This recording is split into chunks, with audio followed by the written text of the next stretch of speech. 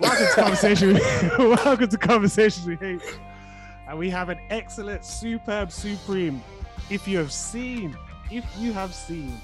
his version of that Lucky Day tune, and he's just like, and he's doing all of that. Okay, we'll say nothing. He's an excellent artist, excellent producer, excellent musician, vocal arranger. He's got songs like Sad, Blame On, and Security. I know you've seen the Security Challenge. I know you've seen when his mom did it, and some people were saying his mom might have did a better version than him. But we're not gonna debate that. We're not gonna debate that. Yeah, man. But yeah, he's a man who will show you his creative process, whether it's going good, whether it's going bad. He'll show you his flaws. He's the leader of the Grizz Gang. He's a part of Good Music with Friends featuring Alec Wars and Levon Bibb. Yes. He's Mr. Build My Walls, Yeah. aka Mr. Why Are You Sad? I Don't Know. I introduce to you Mr. Myke Grizzly. How you doing today? Yo, that was the best intro I've ever had in my life. Oh my goodness. I'm mad. From now on, That's any the interview I intro. do, I'm sending this link. Just play him. Play Haych, bro. If it's not Haych, I don't want to hear it. That's it. So for those who don't know who you are, Myke, who's Myke Grizzly? Myke Grizzly is a producer turned artist. I originally started with just wanting to do that. I just wanted to make music. I didn't even know producing was a thing until I was like 14. My older brother was like, yeah, you can. Really? Yeah, for some reason, I just thought music was there. And weird enough. And my older brother, he was like making stuff. I'm like, what? And so ever since then, I just wanted to make music and then help other people get stuff out their heads. Yeah. And then I had my own ideas and started putting them out. So that's who Myke Grizzly is in a nutshell. So have you always been a music lover? Is that been like from as far as you can remember, or was there a passion that you had for something else before that? Nothing before it. I feel like music was always, to some extent, to some aspect, it was always something that got my attention. That was just there, especially growing up with my mom. Yeah. You know, her being the gospel artist and always having music. We just always had something. I was always doing something there. So I did have one, there was a short amount of time where I decided I just wanted to draw a lot. I love drawing, I love art. And I stopped doing that. Music I started doing that and then getting sad in school. So I just stopped drawing. So. Really? Hold on. You just went from I was drawing to I got sad in school, I stopped. That's literally how it went. That was it. Yeah, that was it. It's like, I think it's because I started getting in trouble for like doodling and drawing. So I was were you saying you weren't concentrating in class, so you're just doodling while everything was going on? And yeah, I was doodling and humming and doing everything I was not supposed to be doing in class. So when did you realize, you know what, I'm actually good at music? Like, I'm actually good at producing music. And then I'm guessing there was a time after that, because obviously you're quite behind the scenes before that. Yeah. When did you realize, you know what, let me bring my ideas to life with how I think they should be done? So the first part, when I realized or had an idea that I was good, was when I put something together. I wrote a song a long time ago that no one has ever heard when I first got a guitar. Wrote it, and then I performed it for my middle school class, and they like all loved it. And then when people started asking me to do stuff again, they started, and getting older, they started asking me for help. I was like, hey, maybe I might know what I'm doing. I don't know. And then once I started, that just kept continuing. Like the older I got, the more I started getting asked to do stuff. And I was like, okay, all right, this might be sweet. So Myke, how does that song go? Because you said it's not released anywhere. And I feel like it's in your memory bank and you know the words. Yeah. Oh, yeah. The melody and everything. How does that song go? Give us one line from that song. Because no one's ever heard it. So you could be making it up on the spot right now. No one will know. no one will ever know. No. So it was called Destiny. Okay. And it was like the first song I wrote on my guitar. It was all tuned. It was really jazzy. Yeah. I don't even know what key it was in. So it was like, yeah, I've been looking, I've been searching for a new way to find myself. But every time I get to looking, I find that I need more help. And then it's like goes on. It's like it's really like it's really like Jason Mraz-ish. Yeah. Is really, I don't even know. Yeah, it's really. I feel like if you release that, slowed it down a little, it'll be perfect for where you are. Like, man, I don't even know, because it's something I tucked so far. The fact that I could even pull it out that fast is a miracle. But why did you put it? Why did you tuck it so far though? Because from what you just did, it sounds like I can imagine where you were musically in your head at that time from the song you just sang. But if you can bring some of that out, that particular song, and you can be like, this is the first song I ever wrote, and you start going, like, people are gonna be like, yo, this is.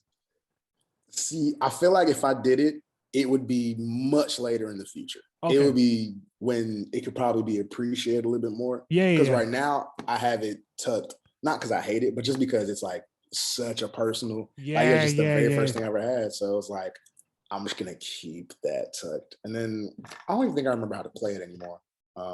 I gotta remember. See, you say you don't know how to play it, and then you might start something new and a new melody. Honestly, yeah. I get you. I'm with you.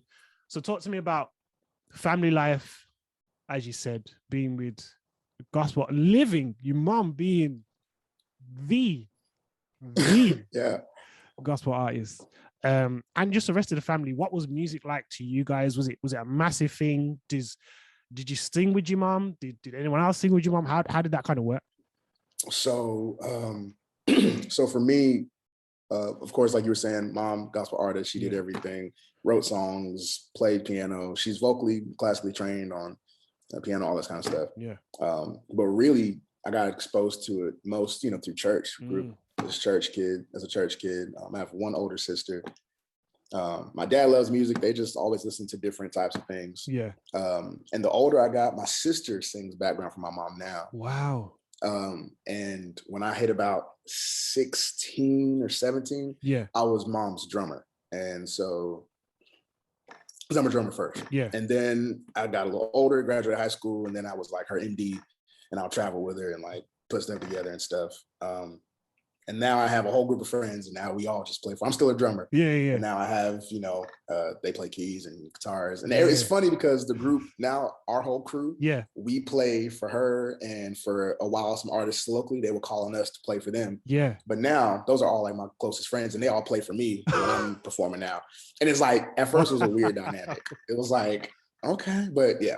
So growing up, music is, that's just how it always was, and that's what it's turned into. Yeah, definitely. But what I'm trying to like understand from your story is why you wanted to be the guy behind the music, behind everything, just a guy that, because I know when you're a drummer, a lot of the time, especially if you've got other gifts, or you could be like the front man to a certain degree, you kind of just like, I just want to drum so everything sounds nice. I just want to be back here so I can just do this. So why did you want to be behind the scenes, and then what changed?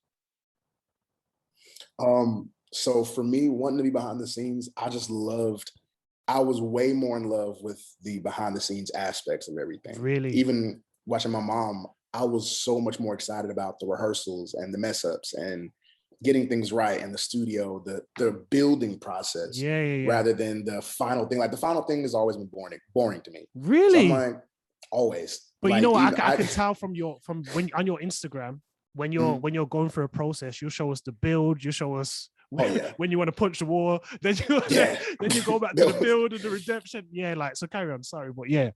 Oh yeah, you're good. Yeah, that was one specific live. I was like that. It was something went so wrong. I guess you watched that, and I was like, I'm about to scream. Like I was about to shut everything down. But for me, that's the stuff I love the most because, I mean, of course, it's wonderful to see like the finished product, but I love seeing what it took to get there. So for me, I just love the production. I love being able to do that. My dream for a long time was just being able to travel as everyone's, MD person. For one point, there was a couple years ago before the Myke, all the artist stuff for me. There was an artist I was working with, produced for and did all the records. And she had a show in Atlanta. It's a popular spot over here. And so went up there, and I had my drum set here. I had a keyboard on the right. I had a microphone here, and I had my laptop. So I was running the tracks, playing drums, playing keys, and singing everything at once. And I was living my dream. I was like, yes, I'm there. Really? Yeah, that was my jam. So the artist thing came about because well, I quit my job a few years ago, been over 3 years now. Quit my job. And then there was a label, a group here, E1 and then Indie Blue, reached out, found me. I went to something that they were having and I sang Security. And posted, they just posted. At that time, I still wasn't trying to be an artist. I was just making music. And so I posted the clip and then my friends was like, hey, do a security challenge, do a challenge. I'm like, what the heck are people going to do? I was like, whatever. So they told me to post an instrumental and all those things. And then it became a big Myke Grizzly, the artist. Yeah. And I was like, oh, shoot. Okay. What do I do now?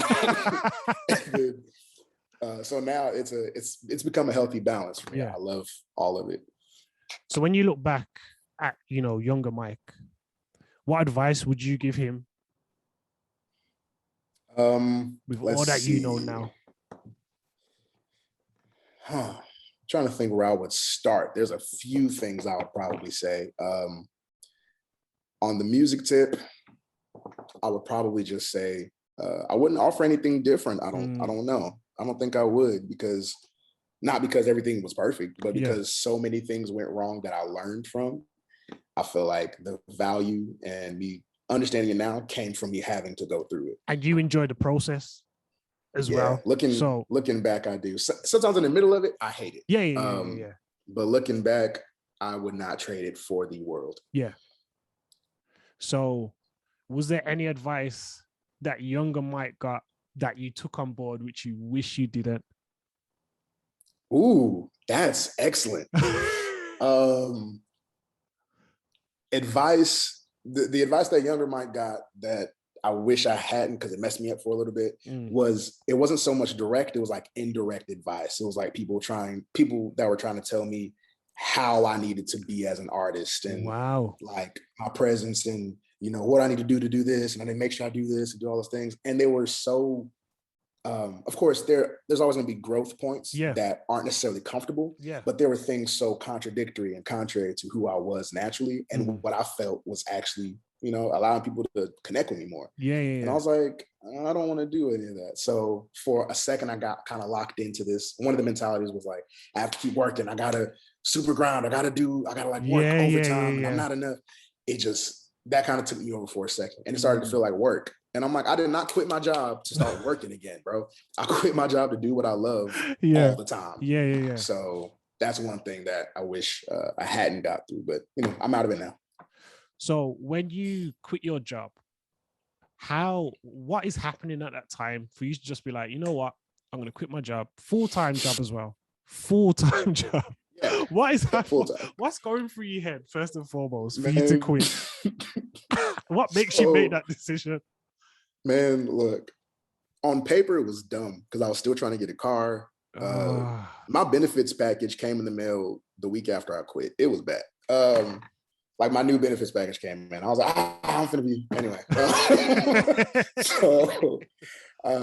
So it happened because originally when I was working there, I didn't necessarily want to be there. But then earlier in 2018, I was like, man, I don't want to be here. And anyone who knows, like I'm very open about my relationship with God. I will talk to him about everything and all that kind of stuff. And I was like, bro, I don't want to be here. I hated the job. Like when I tell you, I loathed the job. I did not want to be there. Had you been there for a little while, or was it just like? No, I wasn't even there. I think I was there for like 9 months, but it felt like an eternity, bro. Like, it was bad. So what happened was I was there and I was like, man, I hate this. Every single day I got up, I was like, I just hate this job. And I had a couple of my best friends who ended up working there with me, and we'd always talk about how much we hated it. You just got together. We would like take our breaks together on purpose. We were in different departments. I'm like, hey, bro, you going on break? Yeah, I'm going too. Unscheduled.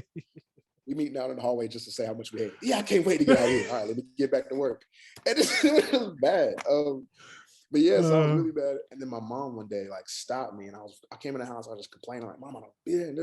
And she's like, I get that. She's like, but son, be careful. She's like, we know that that's not where you're going to be long term. She's like, but you want to make sure that when you do leave, like when God finally does release you, that your heart isn't bitter and hard because you won't really be able to do a whole lot that you really want to do.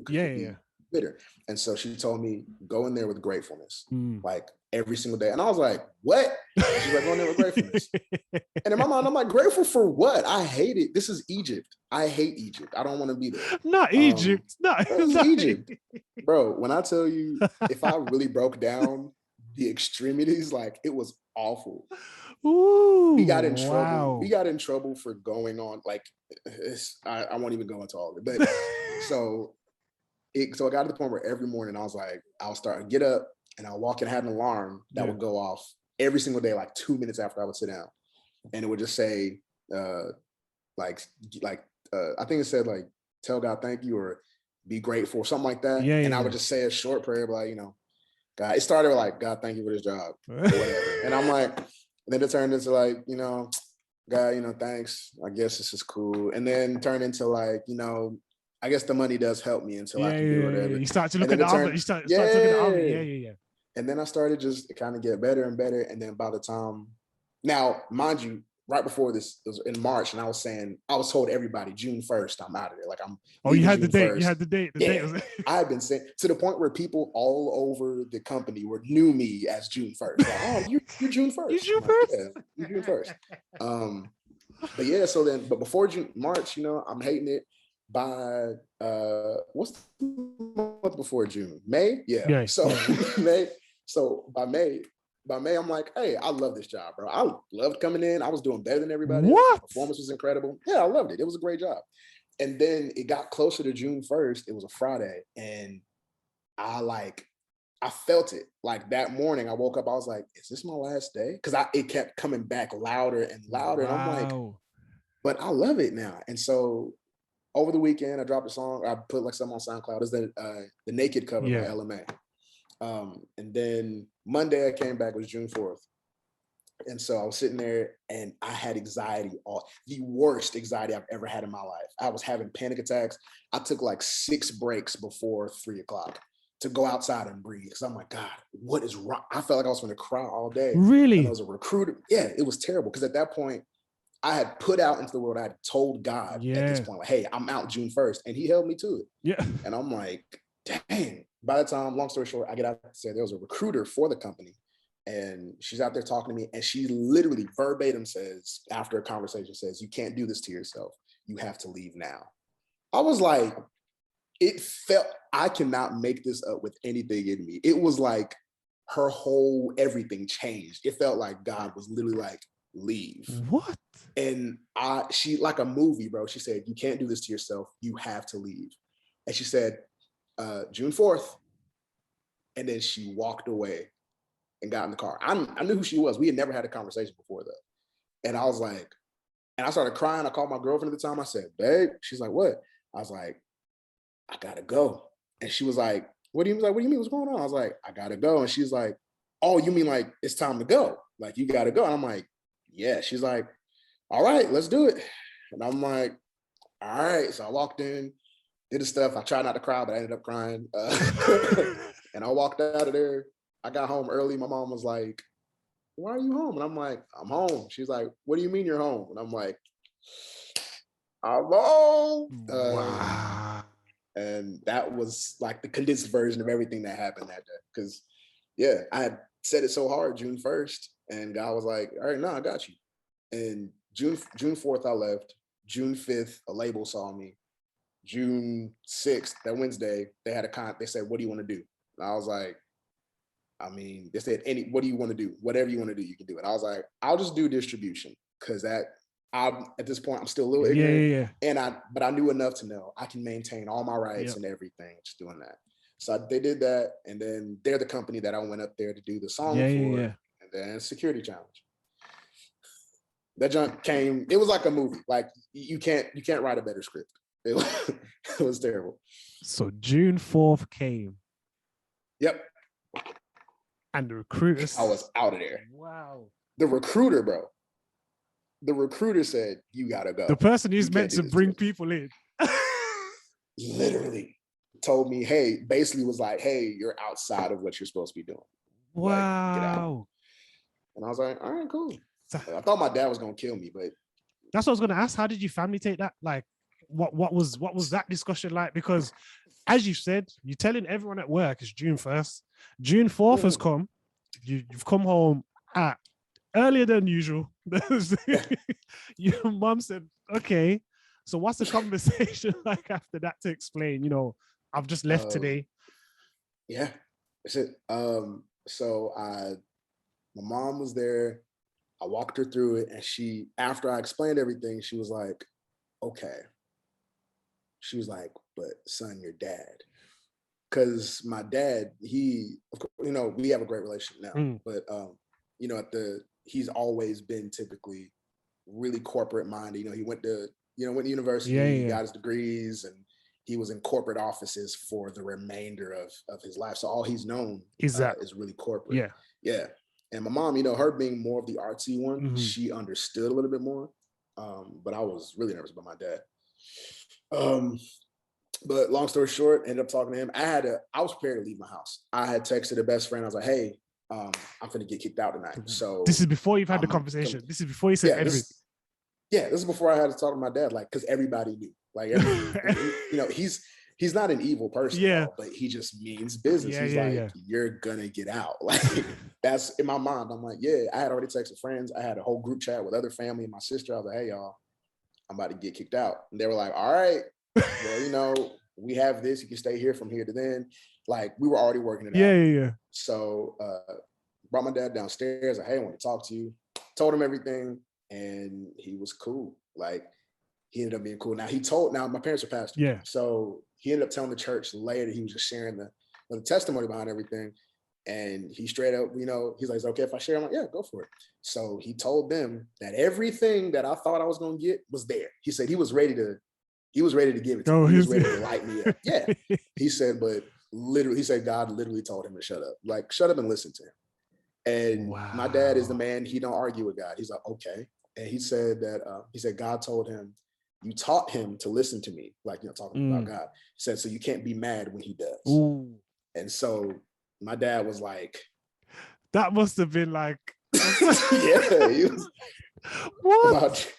My dad was like, I can't say anything. Okay. And my dad literally said, my mom said it too. She was like, God's gonna have to prove this one. And I was like, yeah, I told him the same thing. And so that was like the next day, label, and the next day a contract. He's actually the one who called me because I was out of town on a drum gig. Yeah. 2 days later. So my dad's like, I'll tell him. He got the phone. He's like, son, they want to give you a contract. I was like, what? He was excited, bro. Yeah, of course he was, because if he had all of that ready at June 4th, to hear that they want to give you a contract a couple of days later, he's just like, God is proving what he said he was going to do. Literally, bro. Like, wow. Of course, no disrespect to anyone else's, what they believe, their faith. But, this has worked for me. And so far, I have not been led astray or let down.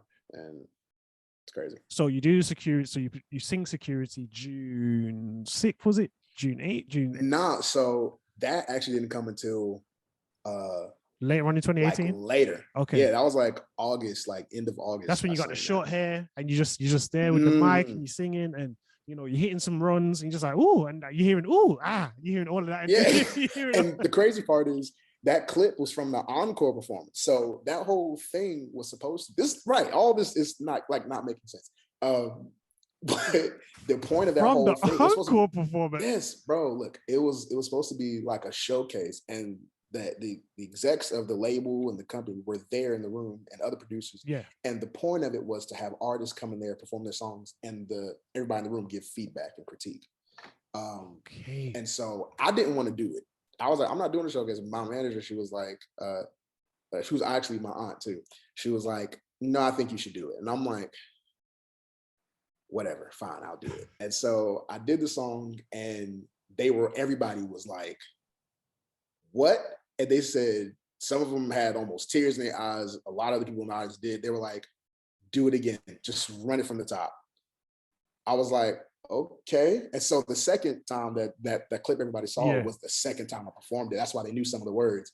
And they were done. They were like, what? Shout out to Omega George, Gina Miller over at E1. They were the ones who swooped in and like brought me, and even to this day, they still hold me tight. They're like, hey, we got you. Like all love, all family stuff. And yeah, that's where that came from. The encore performance. Encore. That was the craziest part. Like they didn't have anything bad to say. They like say, you know, why are you? They're like, you don't have a reason to be nervous. Like, what are you doing? And I'm like, I mean, I wasn't trying to be an artist, so I wasn't. But this now makes a little bit more sense, because if he was nervous the first time, the second time you look very comfortable in how you're singing it, because you're just like, you're there, everyone's like with you, as you can hear. You would never think that was where that clip came from. You would have thought that there was loads of people, you performing your song to people who either know it or, you know, have seen you before. And they're like, you know what? Yeah, we love this. Like, this is great. But this is like people who you've performed it to for the first time. And they love it so much they want it again. They said, do it again. I was like, okay, run it back. And I started it again. So there was no space. So what place are you in when you write a song like that? Because when you see people do the challenge, people don't just do the challenge because of the instrumental. They do a challenge because of the original. The original has to hit them in a certain way for them to feel like, you know what, let me jump on this and give my own perspective on what Myke's trying to do. So what space are you in to write a song like that? So for me, I wrote that song actually in 2016. I was in a hotel and I had my guitar. To be truthful, and I say it all the time, I didn't know what I was talking about when I was writing it. Like, it was one of those moments where, and I've had it a few more times, where it's just moments where I just start writing and not, you know, it's not generic. It comes from somewhere deep in me, but I just don't, sometimes I just wouldn't process it. I would just be writing and it felt right. And I wouldn't really process or dissect it until much later. That song, I almost didn't even understand what it was about until 2 years later. I was like, oh, really? And it hit crazy. But yeah, so to be in songs like that hit really deep for me, sometimes I either have to be totally not thinking about it too much, or it's something that I'm presently consciously feeling in that moment. So would you say that's a similar, in terms of your latest single, Sad, would you say that's a similar space or similar kind of thought process that you went through for that song? Because when I listen to Sad and when I listen to Security in particular, even Built On, because Built On's probably my favorite one of your songs. Thank you. But Sad and Security as well, they take on a feeling of someone who's gone through stuff. Like, when I listen to like Music Soul Child and I listen to old school Music Soul Child, I think to myself, how many girlfriends did you have to go through so much? Like, you're singing certain people's pain. There's no way you've gone through all of this. It's impossible. So how do you, especially like with your latest singles, is it a different process compared to when you was in 2016, or is it the same as you just said? Kind of yes and no. So Sad itself was one of those present conscious feelings. Like, it was in terms of someone I was in a relationship with, and she was just dealing with a whole lot, but it got so much that she was always sad, but she couldn't really tell me why. And so the song was literally, it literally became me just going through my raw thoughts and my raw emotions, which is why it starts with the, baby, isn't me? Am I the reason that you cry yourself to sleep at night? Like, that was a real thought. And there's so much space in between each one because, you know, that's how thoughts happen. It's spaced and it's empty. Baby, isn't me? I don't want you to feel this way. It's not my intention. And it's just, that really came out. And that was actually a freestyle. The first draft, I made the instrumental because that's what I felt. I played the bass and recorded that. And then I started just recording the vocals. And by the time I got to the chorus, the first time I sang it, I wish I wasn't on my laptop so I could play it. But I still have the original recording, and you can hear me when I say, "Why you said I don't know." I start crying because it hurt. My whole mindset was, it sucks that you feel this way because no one should feel this way. Wow. I've felt that way. You should not feel this. And it was also like a reflection. I feel of myself feeling like I was messing up. Mm. It's like, bro, like if you're with me, my goal is always to make sure you're not feeling that way. Yeah, so if yeah, you're feeling this way, it has to be my fault as a man, you know, just that's a whole other conversation. But yeah, so that happened there. Other songs, they can happen similar to Security, but now I have a little bit more around it. They're like a little more structured. Security was literally sitting on the bed and piecing it with no order. Let me tell you why, for those of you who will be watching this, why Myke is such a great guy. I said built on. What I meant to say was blame on. But he just flowed with it. And he was like, thank you. I really appreciate it. You know, it's not a song that he even has. I've mixed the Build My Walls with Blame On, and I came with Built On. But considering that was my mistake, you show your flaws and you show when you mess up also through your process. So why do you feel like that's so important to do that? And why do you show that? Because not everyone does that. No, as you said, and I feel like I'm understand because I understand you a little bit better. You enjoy the process. So you showing the process is probably just part of, you know, your enjoyment to a certain degree. But you explain it to me why you feel it's so important to do that. I think it's the most important because for one, it gives everyone a space. You know, like I said before, you see the finished product. Yeah. It's like, wow, that's so amazing. And I feel like with the age of, you know, where we're in now, especially with social media, people only see the highlight reels. They only see the success. They only see when everything went right. But I feel like we're lacking the times, you know, when people used to, you know, back in the day, artists used to post like when they're learning the choreography on YouTube and they're tripping and they're falling and the vlogs, like all that stuff. Yeah. That's what made people connect. That's what's like, oh wow, they mess up. You're human. That's yeah. It's comforting. It's good not to feel so distant. And so for me, I love showing that. And at first, I know every once in a while I used to not kind of like that. I'm like, I don't really want to. It's such a vulnerable thing to some people. But then once I understood, I'm like, man, this is the process. There's even a clip I have on my Instagram way back where I was figuring something out that I was writing and it felt so good. And then I said something, I was like, yeah. And like, I kind of like belittled it. I was like, oh, let me not do that. And in the video, I literally said, nah, freak that. I said, this is my process. And that's okay. I said it verbally and I kept it. I posted it. I'm like, yeah. Because I had to reassure myself, like, nah, bro, this is the process and they need to see this. Which is why I love showing it. Because I know this is what I want to see. If Kendrick Lamar, or you know, he's one of my favorite artists, or you know, Kenyon Dixon or Drake or Chris Brown, they're all, if they're like showing where they're figuring a verse out, yes, give me that, please, 1,000 times. I'll pay money because I want to see what it takes. But yeah, one of the things that you just touched on as well was that inner doubt, that inner battling of, you know, fear, that inner battling of, you know, yes, it's great that I've done this, and you trying to like quieten that voice of you like succeeding to a certain degree. And I feel like a lot of creatives battle with that day to day, hour to hour, minute to minute, depending on where you're at. How do you deal with that? Or how have you dealt with that? Where has there been a situation where you've dealt with that? And how do you overcome it each time?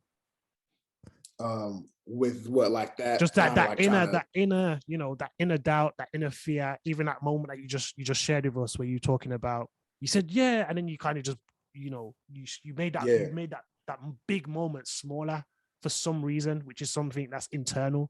So how do you, you know, that's a situation where you've dealt with it. How do you overcome that feeling? Because that's going to come from time to time. For sure. For me, the way I've learned to deal with it is having to consciously tell myself and remind myself that it's a part of the process. I literally physically say those words, like it's part of the process in my mind, like it's part of the process. This is the journey. Yeah. And this is, you know, it has a purpose somewhere. And so when I did have those moments of, you know, maybe I shouldn't say, I'm like just too self-conscious. I'm like, bro, that's unnecessary. Like the biggest thing I feel that combats those things is learning to embrace your whole self. Yeah. And that's what happened for me.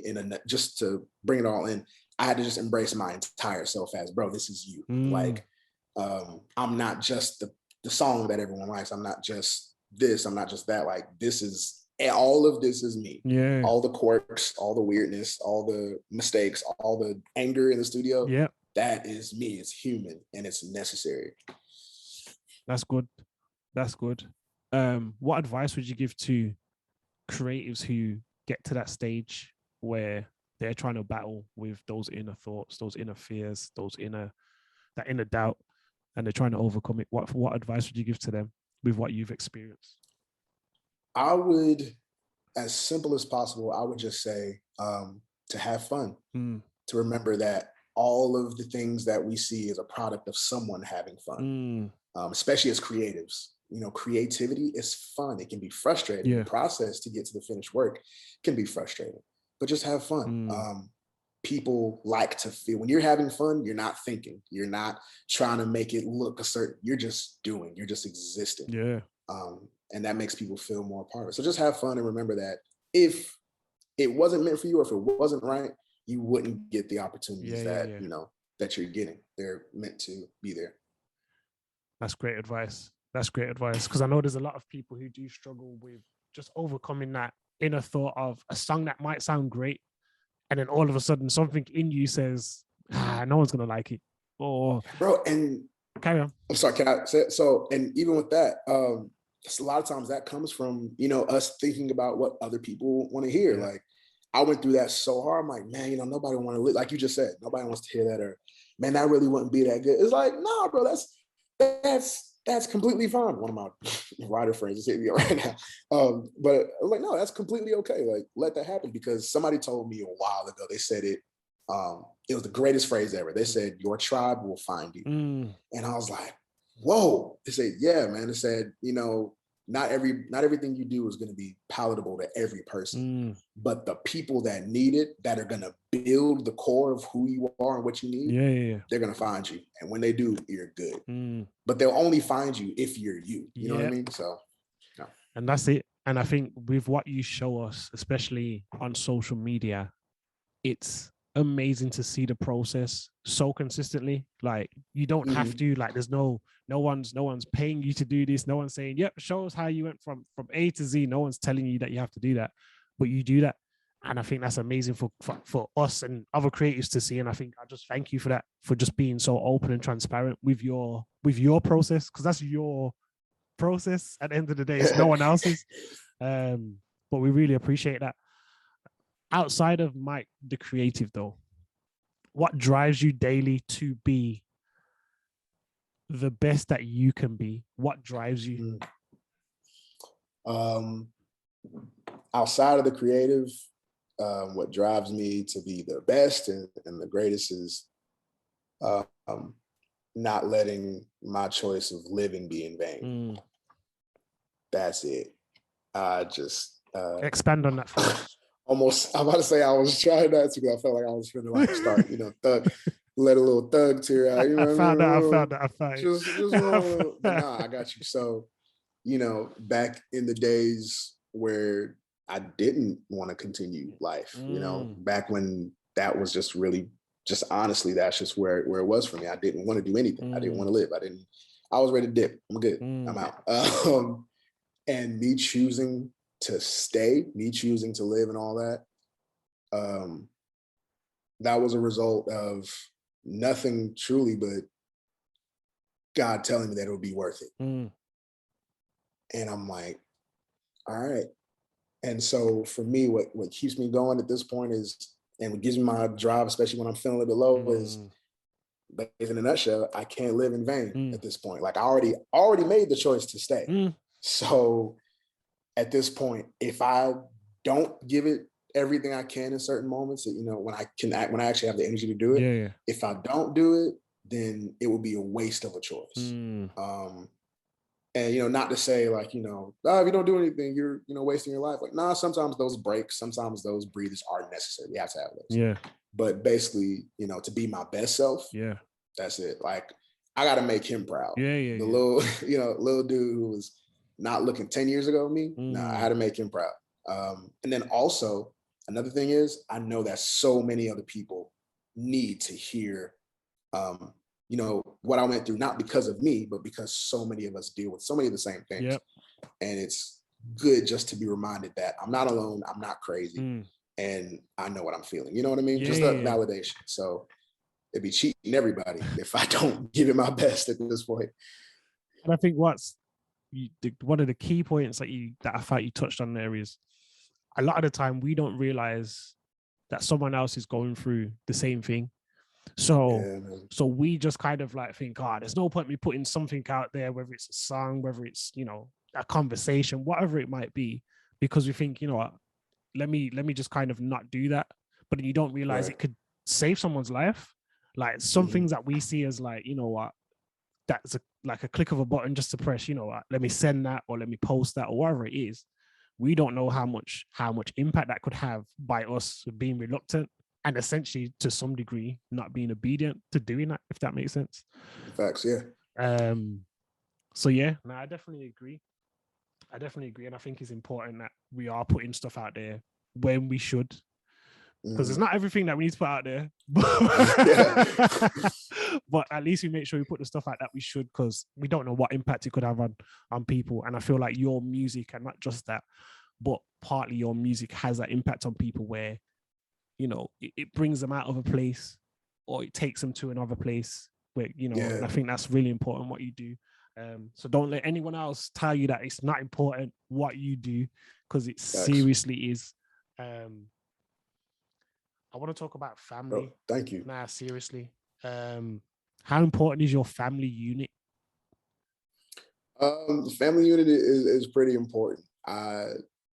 Now, of course, we're all close knit. We've always been around each other for a lot, especially when my parents first started the church, like almost 20 years ago. Yeah. So we've always been relatively close, but I didn't always have a thick relationship with everyone. Though. I've always been contrary to the Myke Grizzly, very emotional, very expressive person. Yeah. I'm typically very introverted. I typically don't talk. I'm typically very closed off. Okay. I don't do anything. So I didn't necessarily always have the strongest relationship with all of them, but their importance didn't diminish.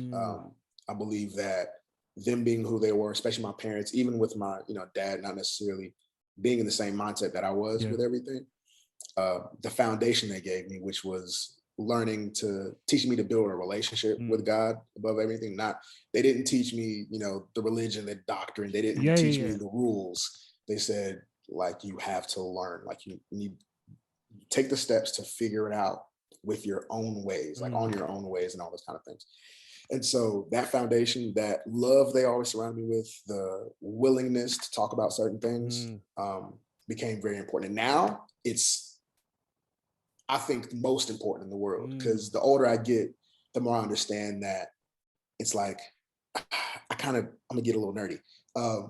But the older I get, the more I understand that certain developments mentally and all that can still be genetic. And I feel like the more I understand my parents, the more I understand my cousins and my aunts from, way up north, I can understand where I can pinpoint pieces of me, to the point where I, in a way, made my family go visit. I made my immediate family go visit my big family up in New York, which is several thousand miles away.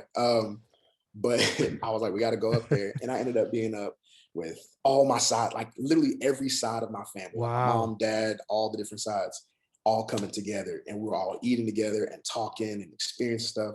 And I could have cried the whole week, because for me, it was like, I needed this. I needed to pinpoint who I am.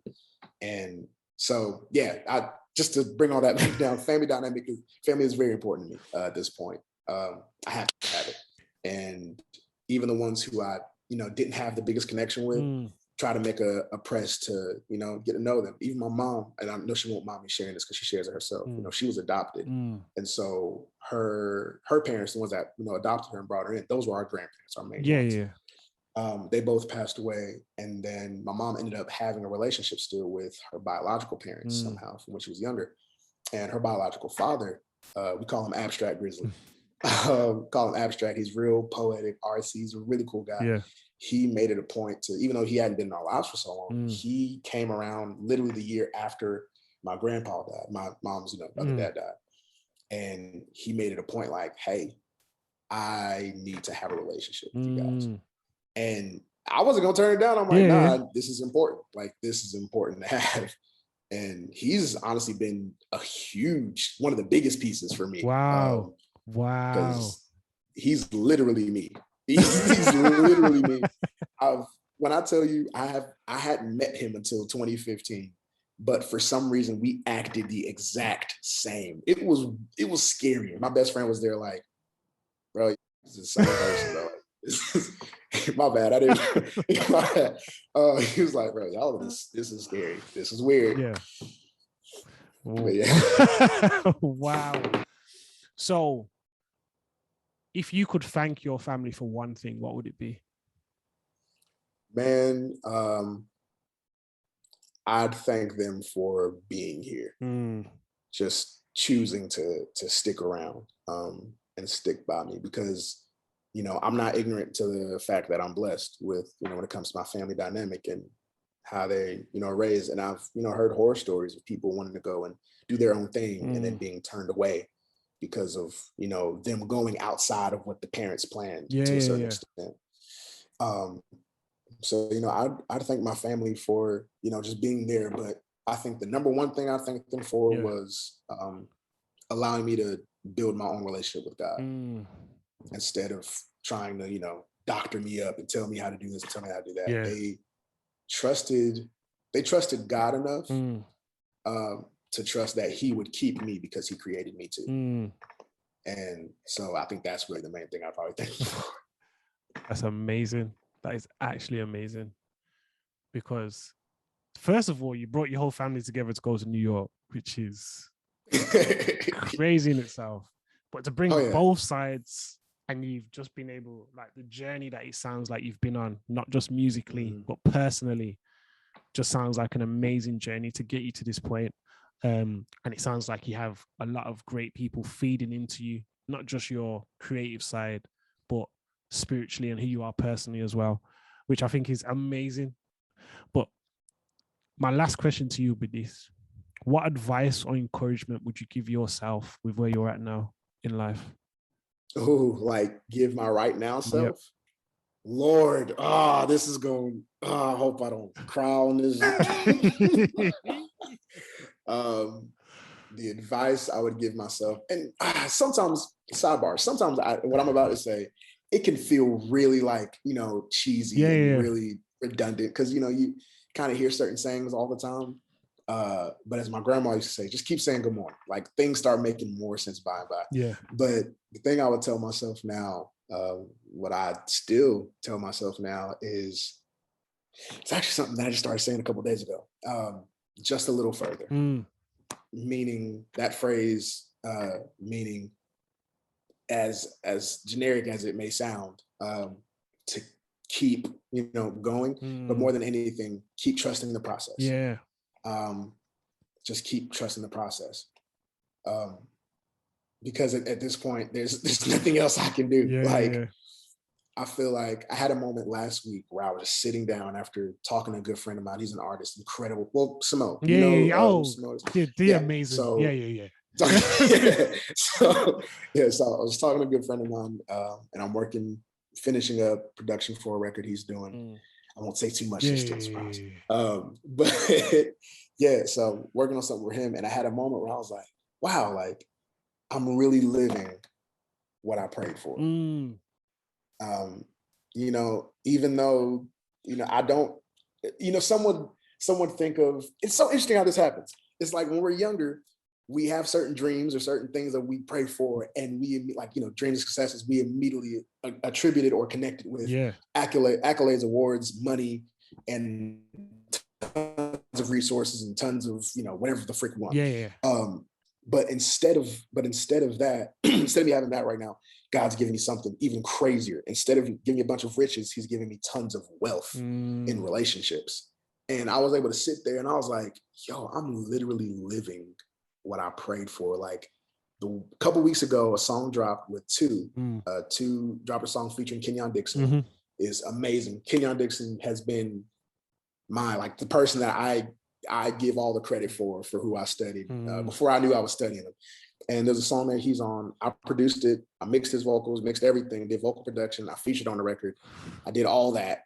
And I'm like, bro, this is like my guy, bro. Like, are you telling me I did this and he approved it? Okay, that's crazy. And then, somebody else that I'm like, yo, this dude's cool. Yeah. We're now really close friends. We'll spend hours on the phone about everything. Just talking, and I'm building records with him. I'm like, okay, cool. Another one of my real close, Alec. Yeah. One of my best friends at this point. And we know who he is. And I remember years back, I was like, man, it'd be cool if I could just get a track to him. I just wanted to get that brother a beat, bro. That was it, bro. When he was making stuff on SoundCloud. Yeah. And now that's one of my closest friends. Like we can call each other anytime. Like, hey, bro, you good? Just checking in. And I'm like, yo, like my best friend helped me realize this. That's another good thing. Gotta make sure you have the right people around you. But that was a big thing. I'm like, yo, I'm living what I prayed for. So all that to say, the only thing I would tell myself right now is just you're basically trust the process. But more than anything, I'll just keep saying you're on the right track. And that's probably the biggest lesson I think anyone can learn.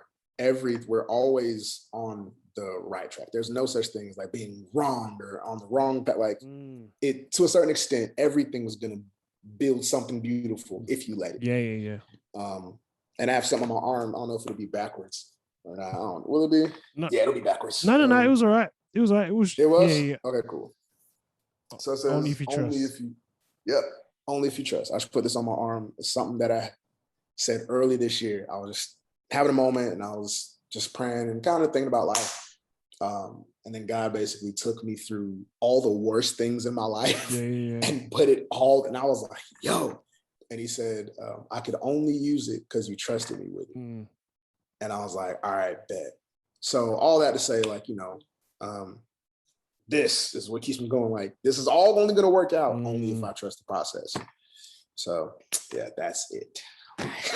Sorry, man. Nah, it was perfect. It was perfect. It was a great way to end this episode. Like, literally, you said a lot, but a lot of amazing things in all of that. Thanks, man. Like, seriously, like I can't commend you enough in how you come across, how you speak, not only just about yourself, but the people around you. Like, and I'm so happy that you're in a position where you're truly enjoying and are living out what you prayed for. So yeah, man. I know a lot of people are going to be blessed. I hope you're going to be blessed when you watch this back.